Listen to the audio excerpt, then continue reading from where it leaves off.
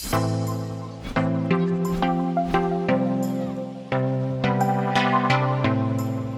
couple of weeks ago, you saw my video of announcing my partnership with WILKEN Property Services. And most of you are like, Brian, Ochikubye.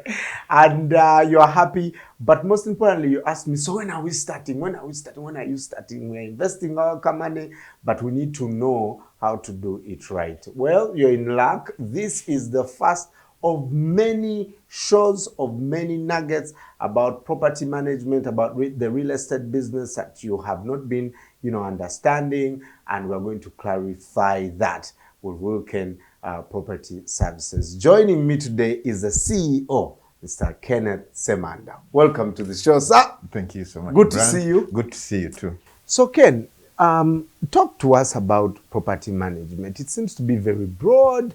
What does it mean exactly? Thank you so much. Property management is simply a situation where the property owner seeks the services of a third-party person to run the daily activities of the property.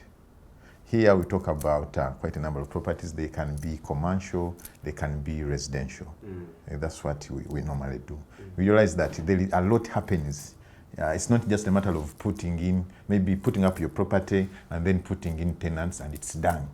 It's a lot of work that must be done. Right. So that's where we interest the landlords that please let us come on board to help you do the daily errands, daily tasks of making sure that this property is managed very well.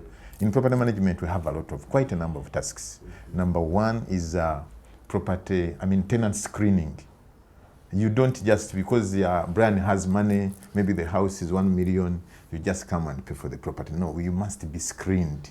As a tenant? As a tenant, yes. What do you do? Are you married or something like that? So so many questions must come into play before we give you the property. It's not about the money alone.